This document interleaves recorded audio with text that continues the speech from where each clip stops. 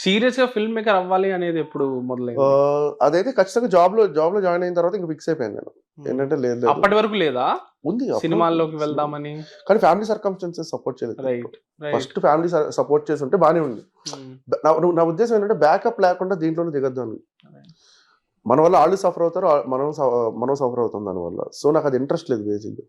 So కొంచెం ఫైనాన్షియల్‌గా మనం ఉన్న తర్వాతే దేంట్లోకైనా వెళ్దాం. లేదంటే ఆగుదాం. కంగారేం లేదు. ఆ ఉద్దేశంతో ఇంక జాబ్‌లో జాయిన్ అయిపోయాను. లేకపోతే I wanted to do some course in the film making and everything.